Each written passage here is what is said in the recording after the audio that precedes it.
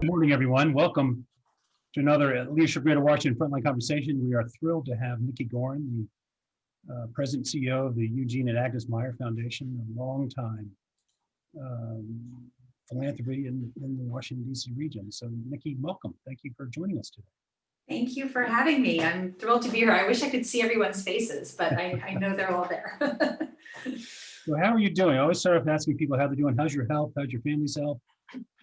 How's your staff's health? All that good stuff. So I'm very fortunate to be healthy, other than minor knee surgery, which I am recovering from, but have really been healthy throughout, as has my family, as has my team. Although, some of my team have had, family members who are struggling with various things, which is difficult during COVID, difficult during normal times, but definitely difficult during COVID. But thankfully, I think we are doing well. I'm not going to lie, this has been a hard year for me, personally, professionally. It has truly tested me as a leader, as a mother, as a wife, as a person. But we are kind of working our way through all of those things and finding a rhythm and finding ways to stay positive, stay engaged in our democracy and what's happening, take up new positive habits, and find a balance in this crazy time, if that's possible. Most importantly, how's your tennis game? You've been able to play that much anymore? Well, I was playing until last Friday when I underwent surgery. So I'm out for a few months, and so started thinking proactively about what I'm going to do other than physical therapy through the end of the year, and decided to take up piano again, which I have not done since I was 14 years old. I played from age 7 to 14, and then I gave it up in lieu of sports because I was a jock always. And we have a piano that we got for our kids, and they don't use it. And my husband was like, "Time to get rid of it." And I said, "No, I'm gonna take up piano again." So I've just started piano. So are you gonna move over and play a tune for us? And the only thing I can play right now is Frere Jacques, and it's not very good. So give me a few weeks. I'm sorry about your knee, because tennis is a great socially distanced sport. So it is. I'll be back to it in the new year. It's all good. So what was it like when COVID hit in March and you had to go virtual, and what's it been like since then for your staff and you, and what are your plans to come back to the office? Yeah, so on the last question, coming back to the office, I don't think we're going to be back in the office in any meaningful way for quite a while. First of all, our lease is up on February 28th or March 1st or whatever. And so we're actually going to be moving, which means the first 3 months of the new year, we're packing and we're moving to a much smaller footprint, much less expensive 2 to 3 year temporary space that will give us time to at some point come back to the office and reassess kind of what work looks like post-COVID, and how much people are going to be teleworking and what our grantee partners need post-COVID. So I don't expect us to be back in the office in any meaningful way until at least the fall, until schools are open, until there's a vaccine. I just think all of those things have to happen before we're back. When COVID hit and we went into telework, we actually went into full-time telework in early March. It just became very clear to me that we needed to get ahead of the curve, and thankfully we were about 75% there in terms of being able to telework. Everyone had laptops instead of desktops. Most of our stuff was in the cloud. And so we were actually able to make that transition pretty seamlessly, but it was still pretty jarring, kind of responding to a crisis from home, not being able to pop your head into the office of your colleagues, put your heads together. And, then the confluence of COVID and the racial justice uprisings following the murder of George Floyd, one just really, those two things put into, clarity for everyone the depth of racial inequities and systemic racism in our region and in the country in a way that maybe many people had not kind of fully understood, in terms of, seeing the impact of COVID, watching what was happening with the continued murders of Black people by police, the uprisings, the demands of the people. And so that had an impact on our staff for sure. I mean, we have a lot of staff who are, very either directly affected through their families or just personally affected through the pain of just what everyone was experiencing. And, that had an impact on all of us. But in terms of how it affected our work, Meyer had been on this journey towards racial equity and racial justice for the past 6 years. When I got to Meyer in 2014 and went up and had conversations with the community about, what will it take for philanthropy to be part of transformational change, as opposed to incremental change, what I heard over and over again was, we need to tackle systemic issues, and in our region, systemic racism is at the core of that. And so that launched us on this journey to really understand, what does that mean? What does it mean for our work? What does it mean for us as individuals and as an institution? How do we transform ourselves inside and out? And then what does it mean for our work? So we were already on this path and had shifted in 2018 to focusing squarely on racial justice, systems change, investing in movements, investing in Black-led organizations, such that when this happened, while we are at a place where we are maybe accelerating our work, we were well positioned to respond. And so 6 years ago, you started this. Mm-hmm. That's amazing. I mean, I know you've been doing it for some time, and you and I went on a civil rights learning journey together, Mm-hmm. in the South, which is very, very moving, very remarkable, very transformative.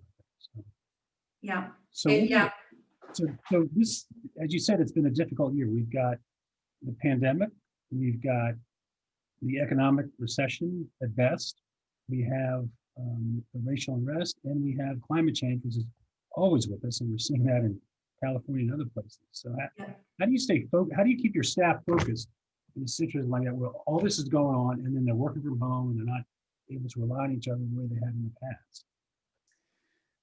Well, first of all, we have a very highly motivated team. I will just say that, and board. And I want to, I know a few of my board members, and Charlene Dukes, our board chair, is on the call.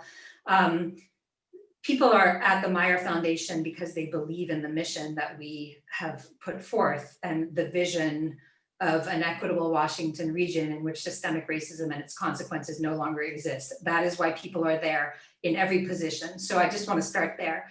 I think it was really important during these last few months to recognize the burden that many of our staff carry on a day-to-day basis, and the impact of what was happening in the world on their families.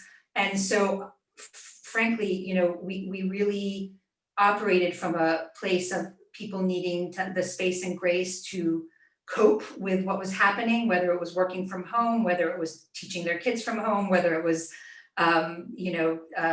participating in protests, whether it was just emotional self-care, whatever it was, and believed that when they were ready, they would be able to fully engage. And people remained engaged throughout, and have fully engaged wherever they can along the way. So that's the important thing. And the second thing is just, we focused on the work. So in the immediate post-COVID moment, we looked at what can we do in this emergency situation? What is our responsibility as a funder? We consulted with our board, our grantee partners, we did surveys, we had conversations.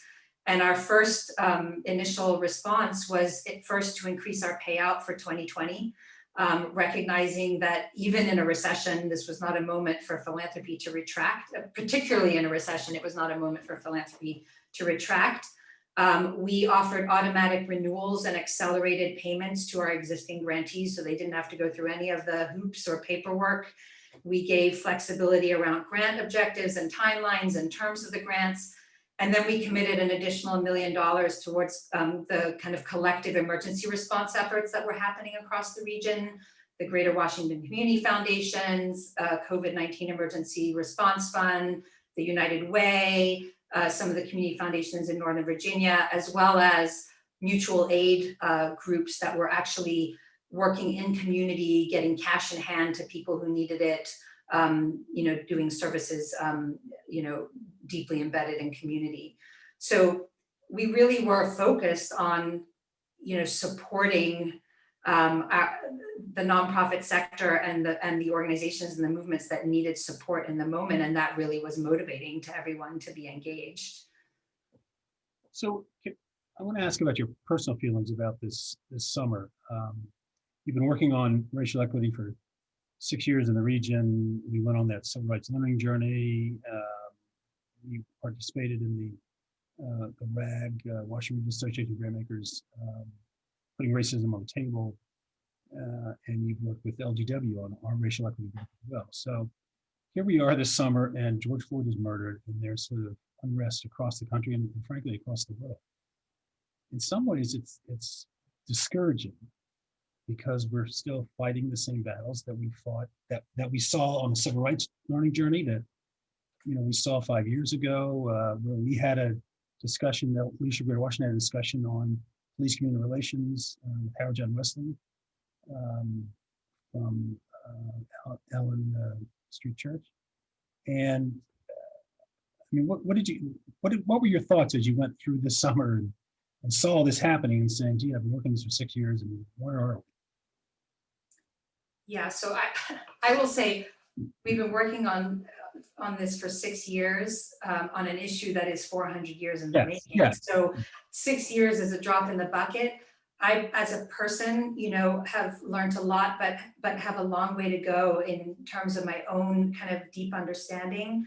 I think as painful as all of it is and was, if there is a silver lining, it's that I do believe that this terrible confluence of events has maybe opened the eyes of a lot of people and continue to open the eyes of people like me who, have started on this path but still have work to do about the individual understanding that we need to work on, the individual growth, what we can do in our institutions, and the kind of societal change that is needed. I think, where we have come to and where I have come to is that the social contract in this country is broken in terms of the relationship between people, and particularly Black communities and other communities of color, and government and other institutions.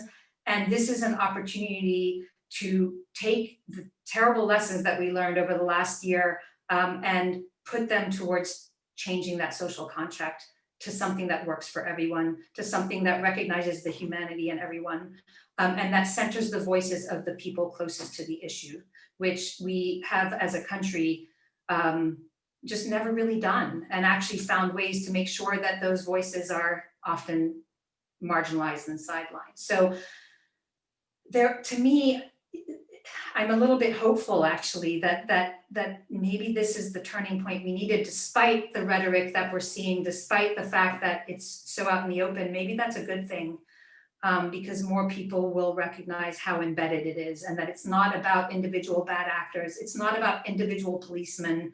It's not about individuals. We all have to do the individual work, but it's so embedded in our systems. It's about the systems that we need to reimagine. And you think that's going to carry on, that this will not just be a moment, but it will be a movement, and we will see change. And we're hearing from a lot of people that's really, to be blunt, it's up to the whites to step forward and say, this is wrong. There is systemic racism, systemic injustice here. We need to fix this and do a lot about that. We're also hearing from a lot of people saying, oh no, and they've turned their backs on it. There's nothing wrong with any of this stuff. So it's sort of an interesting time. And I hope you're right. I hope this is a movement, and hoping that people are seeing the inequities that are there. I think part of what we need to do, and particularly in philanthropy, is invest in those movements. We haven't necessarily done that in philanthropy, and at the Meyer Foundation as well. We need to deeply invest in the movements in a way that demonstrates that we want them to win, and that can support their growth and their infrastructure, and so that they can build the power and the voice to actually influence change. And I think that's what we're called on to do, in addition to, speaking out as white people and doing the work ourselves. We can't let this moment go. And, regardless of who wins the election, if Biden wins the election, we need to hold that administration accountable on exactly what you're talking about, and make sure that this moment and this movement for real change doesn't just disappear because there's a change at the top. So what's that look like? How do you invest in the movement? What are some examples of that you So I think part of it is doing some of the work that there's a group of funders that came together this year that calls itself Resourcing Radical Justice. The Consumer Health Foundation led that effort with Meyer, Weisberg Foundation, and a bunch of others. And part of the focus there was to invest in Black-led movement and organizations. I think we need to do more of that. I think Meyer has long been, forever, a funder of capacity building. We need to invest in the capacity building and infrastructure of the movement in order to help them, build from where they are now. And it's really about power. It's about who has the power and who has the voice. And we have not invested in that movement and helping them, build the power that they need and want to build in order to affect change. And I think that's what we need to do. And your group came together this year and has already started doing some of that. So, Yeah. Great. There was initially a $2 million commitment across the groups. And that consortium is continuing and figuring out how to move, what's next. It's a very difficult thing to do. When we built downtown Silver Spring in the county some time ago, Montgomery County some time ago, there was a real concern from the community that all the community leaders were sort of people who had been there since the 50s, 60s. They were all white, elderly. Yeah. And they said, how do we get the new Silver Spring, the new people that are moving in involved? So they created Silver Spring Impact, created a program to it's almost like a leadership Silver Spring program of identifying minority leaders in the community and then sort of giving them the training and support they need to really become those leaders, as opposed to just sitting back and letting other people do it for them. So. Yeah, and it's also about really hearing what they need and want. I think philanthropy has a history of sometimes getting in the way of those movements and imposing things from top down. This is what we will, these are the only things we will fund, or this is what we want you to do. Philanthropy needs to infuse capital and get out of the way. And I just want to take a moment and give a shout out to, first to Yannick Redwood, who launched that Resourcing Radical Justice, but now Tammy Bennett from Consumer Health and Aisha Alexander Young from Meyer are leading that effort. And, I think that they're going to have a huge impact, as well as what individual foundations will be contributing. But we need to have a reckoning in philanthropy about, as we're calling for systems change, philanthropy as a system also has a reckoning to think through about, this, how we came to be, all of the tax laws and other laws that were created to kind of cabin or constrain what we can or can't do, norms that were created that constrain what we can or can't do. We need to kind of think through how we have been complicit in maintaining the status quo. So that's what we're going to be doing. I had a conversation yesterday with Tony Wellens, Yeah. from the Washington Community Foundation, and they started these community action grants, a couple $1,000 just to individuals.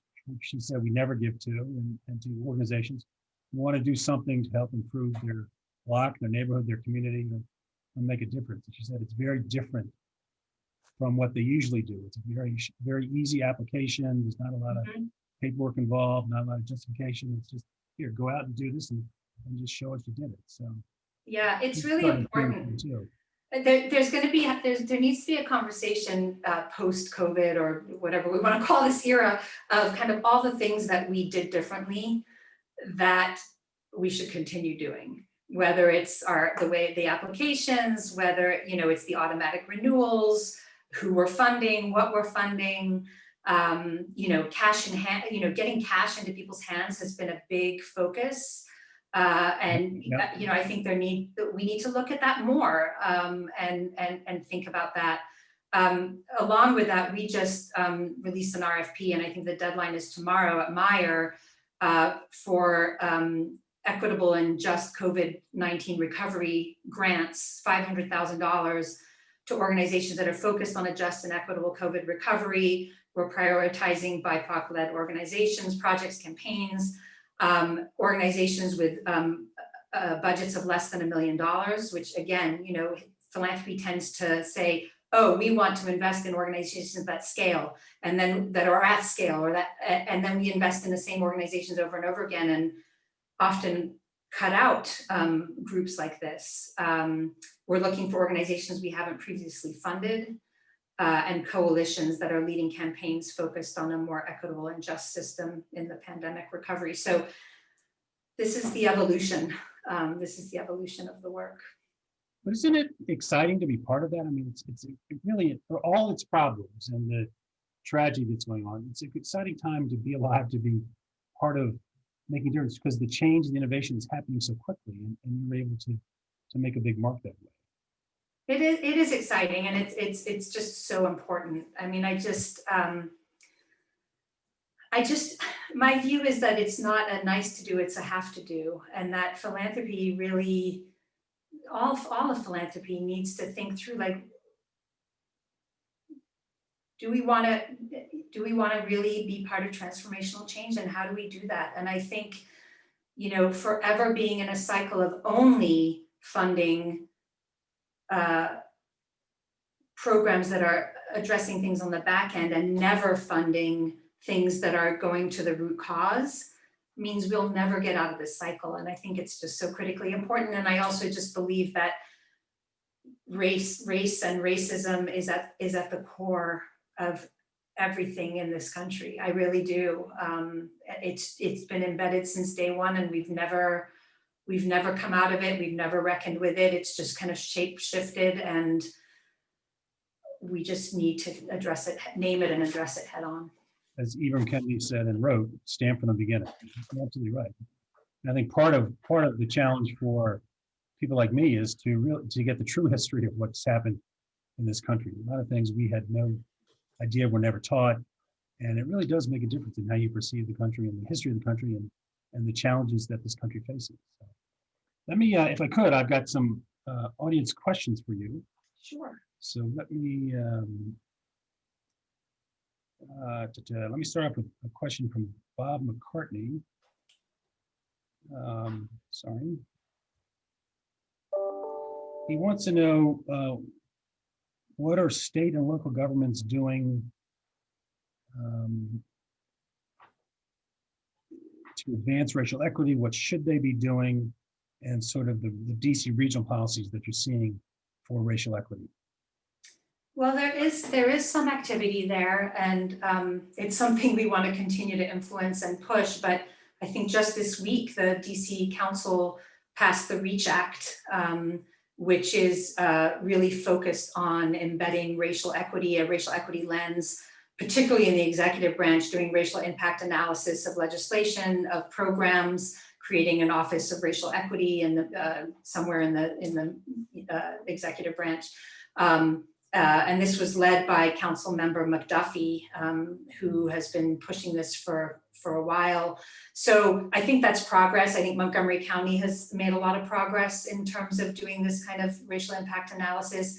I mean, if you think about, the Congressional Budget Office at the federal level that does scores every piece of legislation for its, what its impact is going to be on the budget. We should be doing analysis like that of every legislation in terms of race. What is the impact? What is the racial impact going to be? So that we can course correct ahead of implementing things that are either intentionally racist or often race neutral, but end up having a racial impact because they're race neutral and we're not taking into account the need to provide an equity approach in terms of repairing the harms we've already done in implementing legislation. So I think that's going to be a very important thing. I would say, you know, we have, again, we're in this moment of opportunity. We have a mayor who, you know, wrote Black Lives Matter on the plaza near the White House and, you know, said, you know, forcefully that she believes we need systemic change.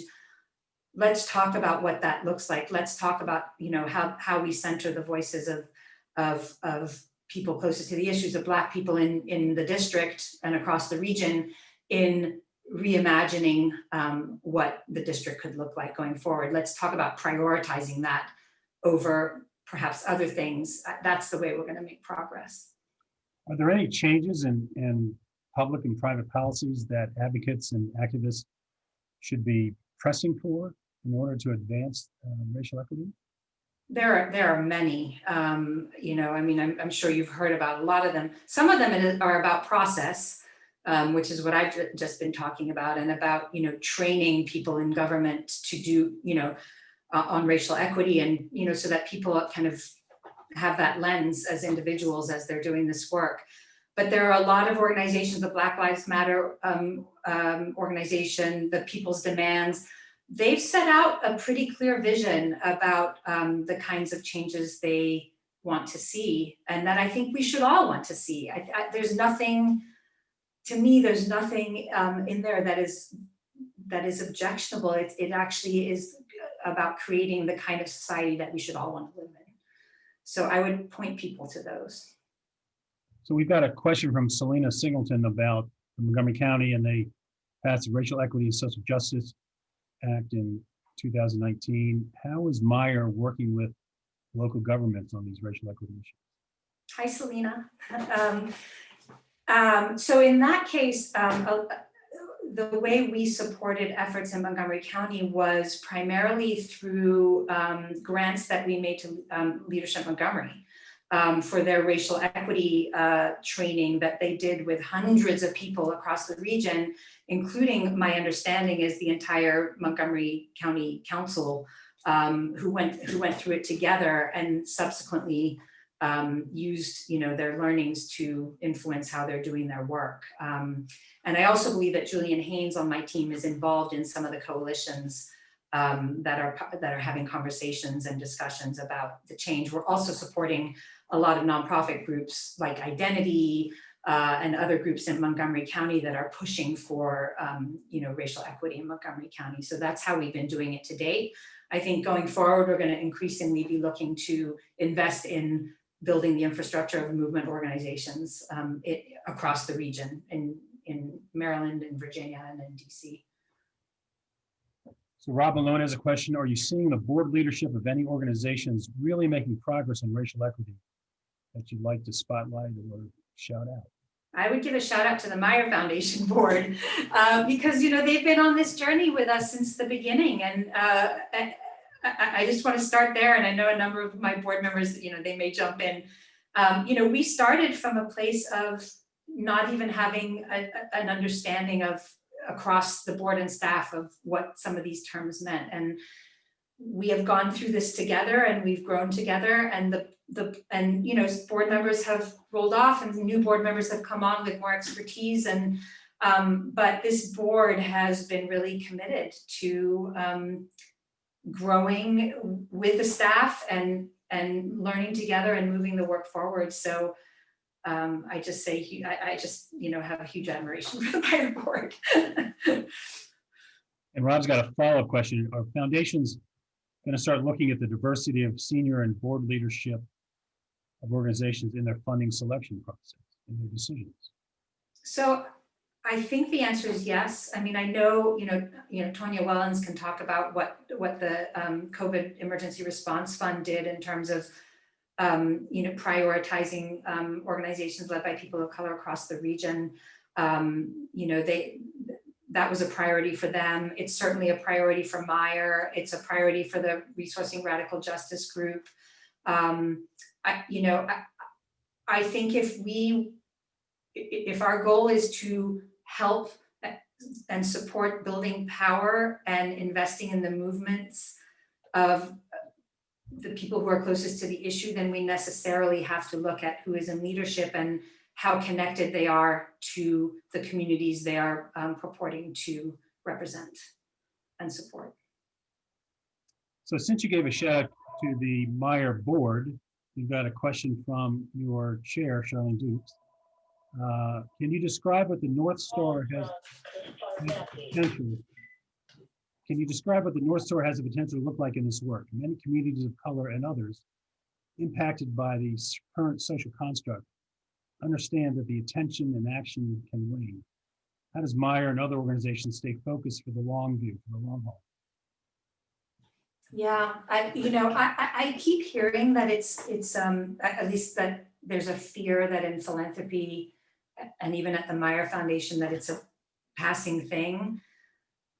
I don't believe that's true for us. I think we built on the foundation that was there and recognized that philanthropy needs to be contextual to what is happening in the world, and that in order to be contextual and really be a partner for real change, we needed to name systemic racism and take it on. And I do not see that waning. If anything, I think philanthropy is often very static and not willing to adapt. And I think that's different than the complaint that you often get about philanthropy, that where things change on a whim. I think that happens too. But in terms of how we go about our work, I think philanthropy often is very tied to the way we've always done things. And I think where we are at Meyer is that we want to be learning and growing. We are committed to dismantling systemic racism. We are committed to being part of the narrative change. You mentioned, Doug, like really understanding the history. I mean, I think that's a really big part of all of this, and of getting getting buy-in to what needs to happen as we simultaneously invest in building power and movement in our communities across the region. We need to be part of changing the narrative and talking about what history has been, what the real history is, and how it still manifests today. And that's going to be really important. And so I think our North Star is the vision that we set out 5 years ago.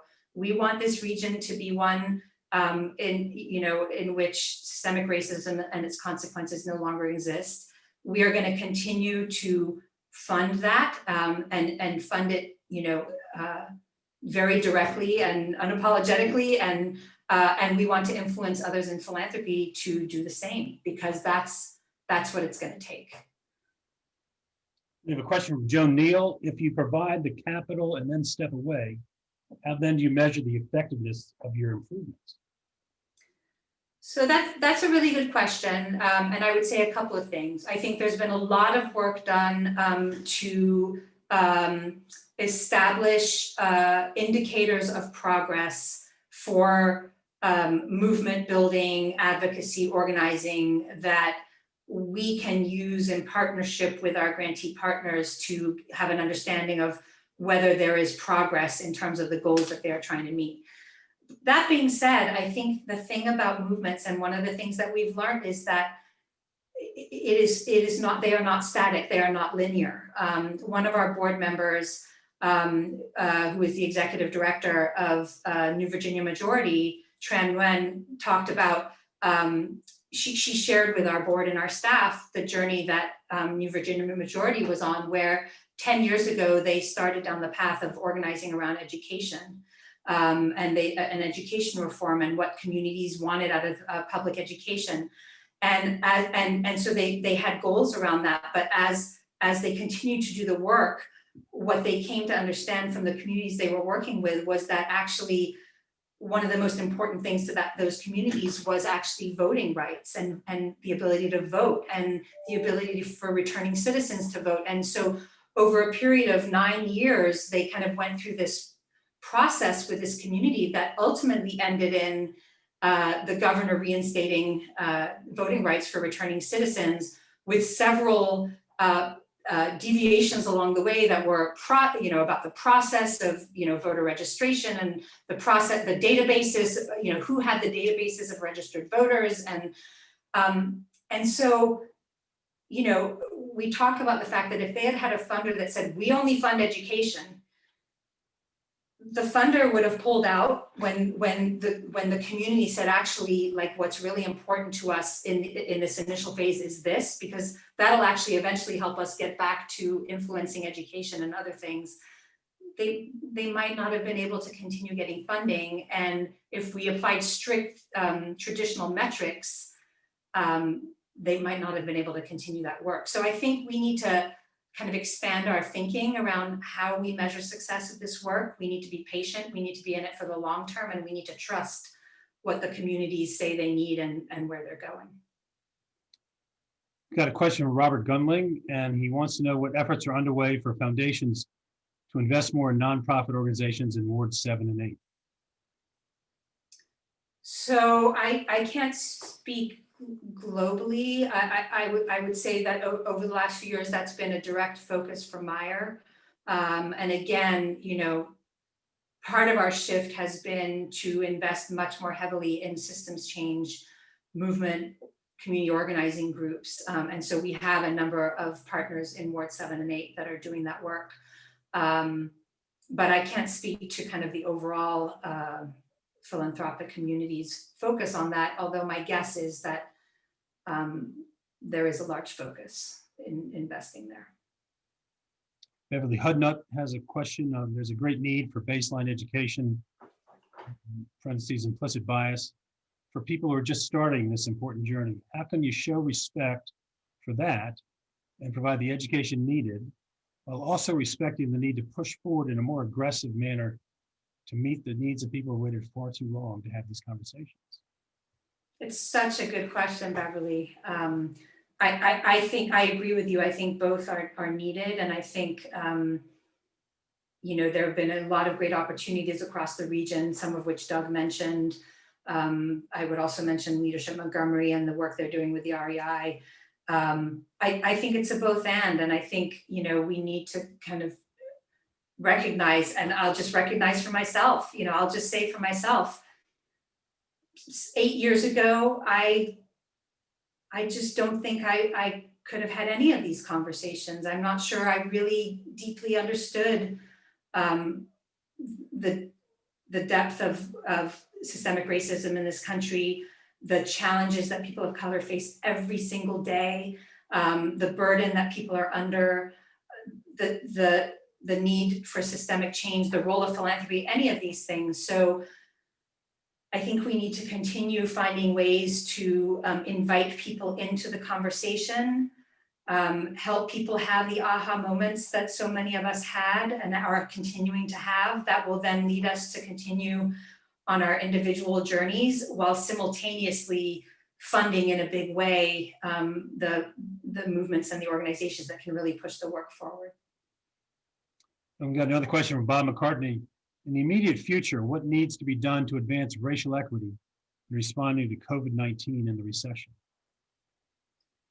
So, I think there are a lot of things. I think, if you look at even what's happened so far, I mean, just take the PPP program, which, was ostensibly to, help businesses weather, the losses that they were going to face during COVID. We already know that program was, the way it was designed and implemented, disproportionately negatively impacted small businesses led by people of color, and in particular Black businesses. We know that. And so as we think about these initiatives that we're putting in place to help the recovery, we have to think at the outset about how they're being designed, how we build in equity. And by equity, it doesn't mean equal. It actually means looking at how have we systematically disproportionately impacted some groups that now may need an extra boost or an extra infusion in order to even be on the same playing field, let alone making sure that there are no barriers to participation. So I think, even as we're thinking about how COVID recovery money is spent across the states, we need to have, deep equity analysis of that, and we need to be listening to the communities most affected by COVID in terms of what their needs are and prioritizing those things. And that's what we need to do. I'm glad you mentioned PPP because we had Angela Franco, the head of the DC Chamber, recently for a conversation. She talked about a lot of the work her organization is doing, the Chamber's doing, is really connecting minority business owners with the banking community so that all these natural connections would have flowed and they would have been able to apply for the PPP and gotten through it in the first round, as opposed to we're not sure who to go to and how to do this, and we don't have those connections. So that, that's just one example of the racial inequity that's been exposed through COVID and through the recession. Yeah.